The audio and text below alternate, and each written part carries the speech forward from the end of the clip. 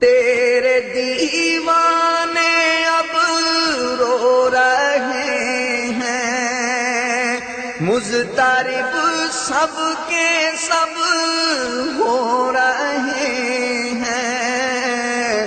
ہائے اب وقت رخصت ہے آیا، الوداع الوداع۔ السلام علیکہ یا سیدی یا رسول اللہ، الصلاۃ والسلام علیکہ یا سیدی یا حبیب اللہ صلی اللہ تعالی علیہ وسلم۔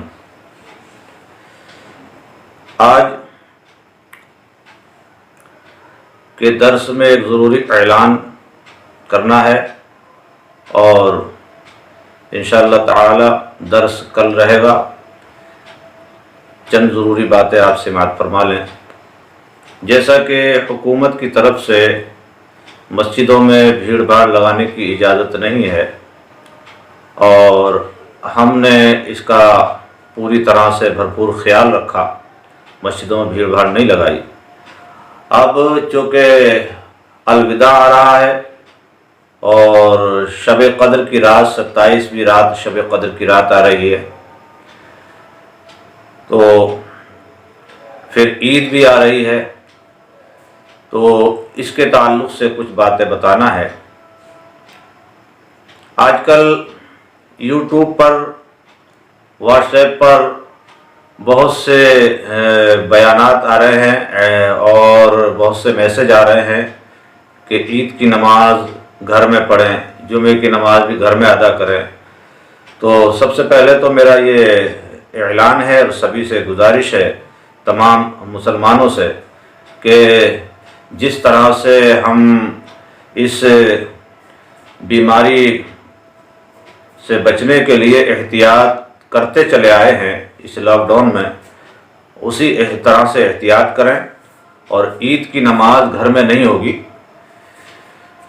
عید کی نماز بھی ایسے ہی ہوگی جیسے جمعہ ابھی تک ہوتا چلا آ رہا تھا، کہ 4 سے 5 لوگ جمعہ پڑھ رہے تھے، وہی لوگ عید کی نماز ادا کر لیں گے، اور باقی جتنے بھی لوگ ہیں وہ معذور ہیں اور عذر معقول ہے ان کے پاس، لہذا کوئی بھی یہ نہ سمجھے کہ ہم عید کی نماز نہیں پڑھیں گے، جماعت نہیں کریں گے تو گناہگار ہوں گے۔ یہ اچھی طرح سے یاد رکھ لیں کہ جو اس مجبوری کی وجہ سے جماعت میں نہیں آ رہے ہیں یا جمعے کی نماز میں نہیں آ رہے ہیں، گھروں پہ نمازیں ادا کر رہے ہیں، تو اللہ کے فضل و کرم سے ان کو جماعت کا ثواب ملے گا، کیونکہ وہ معذور ہیں، مجبور ہیں، ان کو جماعت کا ثواب ملے گا۔ یہ علماء اپنی طرف سے نہیں کہہ رہے ہیں، بلکہ جو کچھ قرآن و حدیث میں لکھا ہے وہی بتا رہے ہیں۔ کچھ غیر ذمہ دار ایسے بھی ہیں کہ جو یہ کہہ رہے ہیں کہ عید کی نماز گھر پہ ہو جائے گی، تو ان کو سوچنا چاہیے کہ وہ یہ غلط پیغام پہنچا رہے ہیں۔ عید کی نماز گھر پہ نہیں ہوگی۔ پہلی بات تو یہ ہے کہ گھر پہ نماز جمعہ یا عید پڑھنے کے لیے جو شرائط ہیں وہ پائے نہیں جاتے۔ دوسری بات یہ ہے کہ جب آپ گھر پہ عید کی نماز پڑھیں گے، وہاں بھیڑ لگائیں گے، تو پھر حکومت کے اس قانون کا، اس آدیش کا پالن کہاں ہوا؟ یہ بھی غیر قانونی بات ہے۔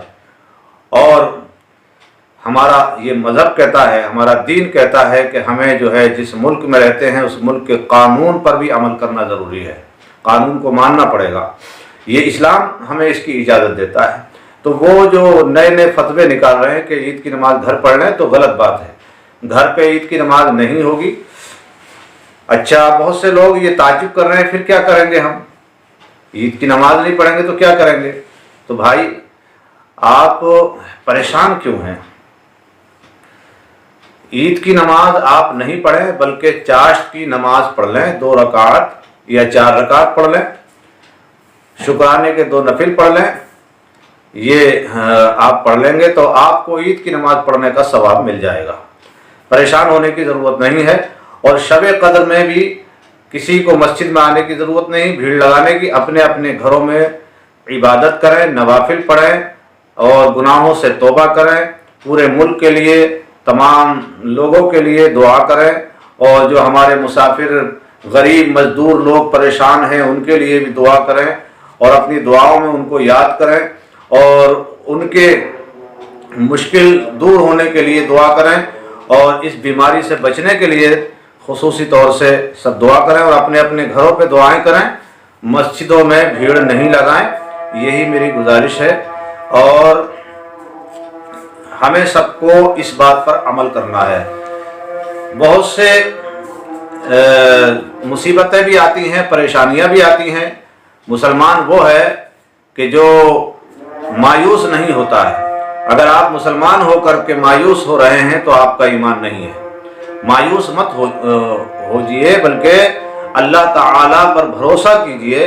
बहुत से मसाइब आते हैं, बहुत सी मुश्किलें आती हैं, बड़े इम्तिहानात से गुजरना पड़ता है और फिर इम्तिहान पे साबित कदमी, जब कौमें साबित कदम रहती हैं तो फिर उसका बहुत बड़ा सिला भी मिलता है, अल्लाह की तरफ से बहुत बड़ा इनाम मिलता है। लिहाजा परेशान ना हो, गमगीन ना हो, दुआएं करें और उन गरीब मजदूरों को भी दुआओं में याद रखें। अल्लाह तबारक व तआला हमें नेक अमाल करने की तौफीक अता फरमाए। रमज़ान की बरकतों से अल्लाह ताला हमें माला माल फरमाए। और एक बात और ख्याल रखें कि इस साल ईद में गले भी ना मिले। मुसाफा करना, गले मिलना ये एक मुस्तहब काम है।